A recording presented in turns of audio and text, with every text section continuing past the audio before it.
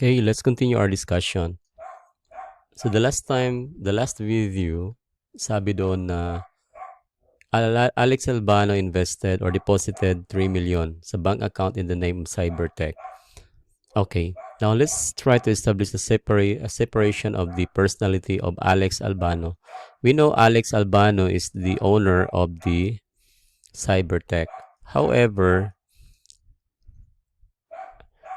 for the purpose of this accounting, it is a rule. Rule talaga yan na i-separate yung personality ni Alex Albano at saka kay Cybertech.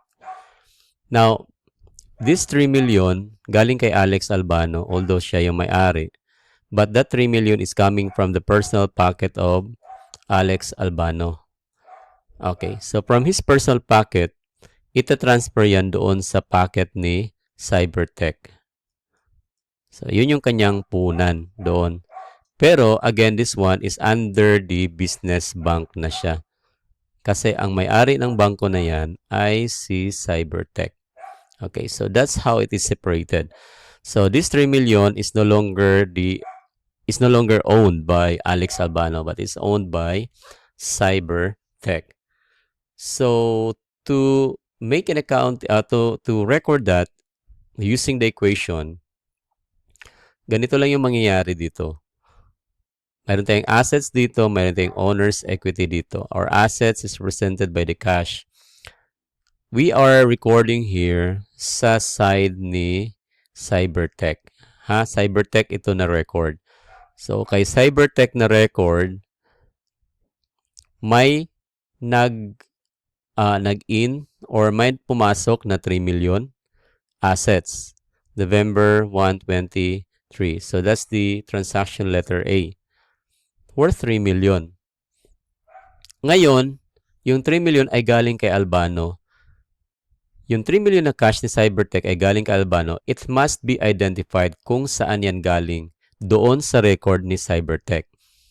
Again, ito yung record ni Cybertech. Kay Cybertech ito na record Record of Cybertech. I want you to establish in your mind na ganyan, na ito ay record ni Cybertech. Sa record ni Cybertech, i-record niya na mayroon siyang 3 million na nire-receive. Saan? Kanya din niyang i-record na yan ay galing kay Alex Albano under the owner's equity. Okay. Alex Albano yan, 3 million. So that is identified now na yung 3 million is a claim of Alex Albano. That is under now the ownership of Cybertech, but it has to be credited kung kanino yan ang galing yung 3 million. So that's how the accounting equation is presented in here. So we have the debit side, this one, and this one is the credit side. I want you to observe na ang debit side natin is 3 million and ang the credit side is 3 million. And that is the rule. Kailangan po na pantay po yung debit side at saka credit side na mga totals. Hindi po dapat na disbalance. Ganun yung rule pagdating dito sa may accounting equation. Kaya ang tinatawag sa equation, it must be equated debit side and the credit side.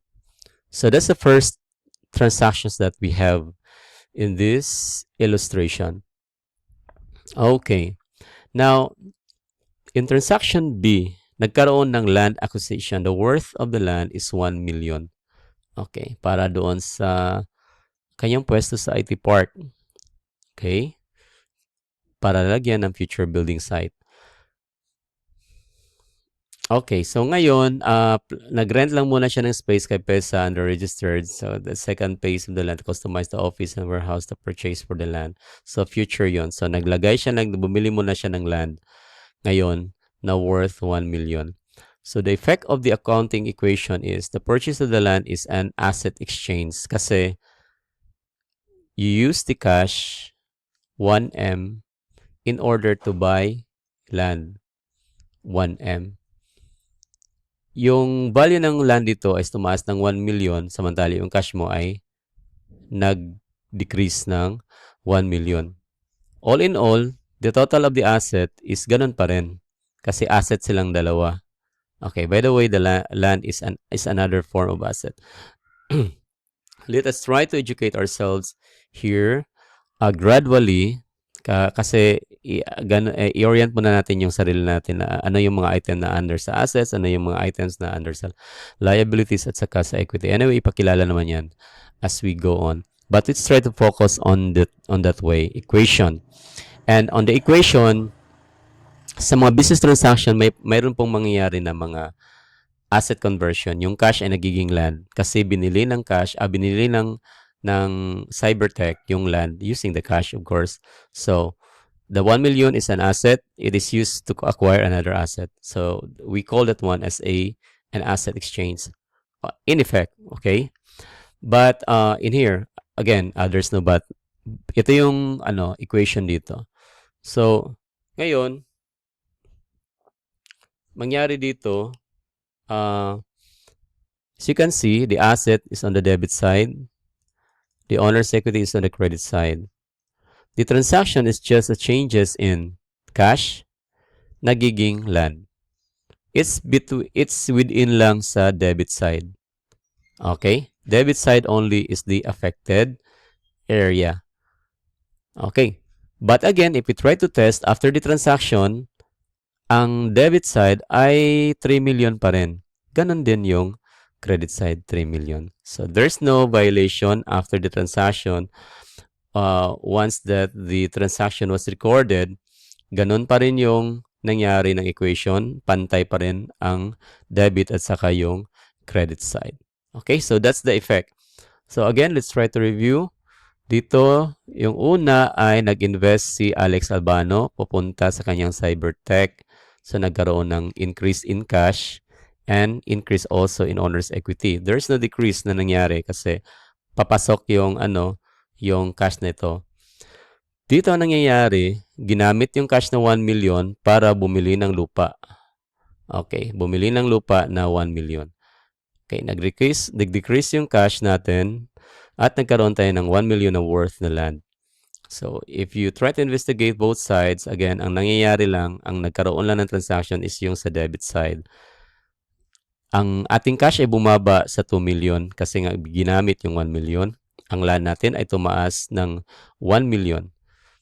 Okay? So, if you try to evaluate the assets, ganun pa rin yung kanyang total, 3 million. Walang nangyayari. Because the transaction is an asset to another asset. Ganun lang. Then, on the credit side, walang nangyayari dito sa owner's equity. So, as of this moment, wala pa tayong liability. Okay. Now, here comes the transaction C. Okay, Cybertech purchased essential office IT supplies for 20,000 from the local supplier of Metro Manila. Has Cybertech agreed to pay supplier in near future? 15-30 days. So, yun kanyang agreement to pay with that. So, ngayon, you have probably used credit card sa ganito or ano bang ginagamit mo. Just imagine kung ikaw ay nagbibili ng mga personal na mga gamit, so you use the credit card. In here, walang credit card, it's just an open invoice. And, yon. So, therefore, yung transaction na ganito, 20,000, then paid later, it is a purchase on account. So meaning to say, the description of this one is purchase supplies on account. Open invoice yan Open invoice. So, meaning to say yung invoice is hindi pa nabayaran kaya siya open. So, it will be closed kung nababayaran siya. So, ganun lang yung arrangement dito. Okay. Now, since inutang siya yung 20,000, there's a liability created. We call that one as accounts payable. So, mayroong supplies na natanggap, 20,000. At saka, magkakaroon ng accounts payable, 20,000 utang. So, this is a liability. A liability is on the credit side. This is an asset. Asset is on the debit side. Okay? So, ganon. Yung kanyang posisyon. Now, in here, ilalagay natin. So, transaction C, November 10, nagkaroon ng addition to 20,000 for the supplies. Right? Now, Alex Albano did not use cash, did not use land, right? So there's the conversion or change of asset in here. It's purely nagkaroon lang talaga ng additional asset worth 20,000. Ang ginamit para makapag-acquire ng 20,000 na supplies ay umutang. Inutang siya. Kaya nagkaroon ng accounts payable in here. So both sides, nag-increase siya ng 20,000 dito sa credit, nag-increase din. So lagay muna natin ha. So the debit in here in letter C increased by 20. The credit is also increased in 20. Now getting the total of both sides, 20 in here, that is 3,020,000. Samantala dito, 3,000,000 din and 20,000. Got it? Okay. So, ganon. Now, it's very important for us na i-monitor natin palagi kung ano yung total ng debit at saka ng credit. Now, let's move to transaction D. Revenue earned. Basahin muna natin yung scenario. Cybertech, owned by Alex Albano, received cash of 50,000 for providing IT consultancy services to local customers. Just an individual might earn money by providing freelance work. So, ganon. Ganon yung transaction. So, this amount is known as revenue. Kung magkakaroon talaga ng, halimbawa, nakapag-earn ka dahil ka nag-provide ka ng services, ang tawag dyan ay revenue. Now, during its first month of operations, Cybertech received cash 50,000 for its services. So, yun na yun. 50,000 yung kanyang fees earned. Now, this transaction is increases both the cash at saka fees earned. Kasi nga, yung na-receive niya is in the form of cash na revenue. Okay. So, again, mayroong cash na na-receive. This is an asset, 50K. Okay. And there is a galing yan sa revenue. Okay. Na 50K then. Okay. This is under the equity. Ito siya.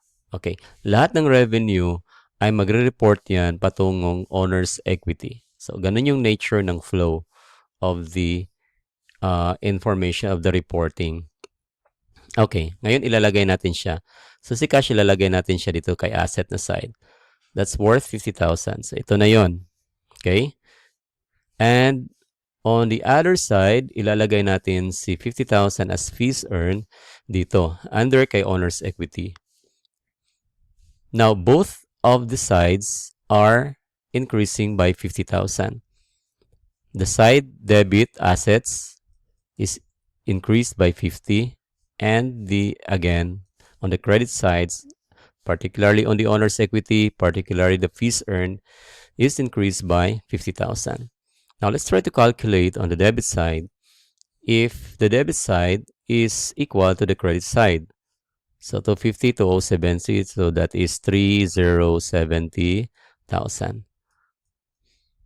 On the credit side, 20 plus 3 million plus 50,000, that is also 3,070,000. So, they're both equal to each other. So, we are doing the correct entry now using our equation.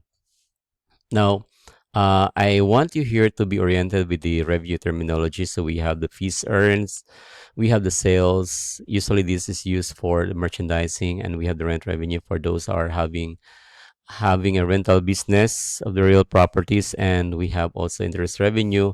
These are usually used by banks like BPI at saka ng Video Metro Bank or any banko na nandyan sa Pilipinas or any part of the world.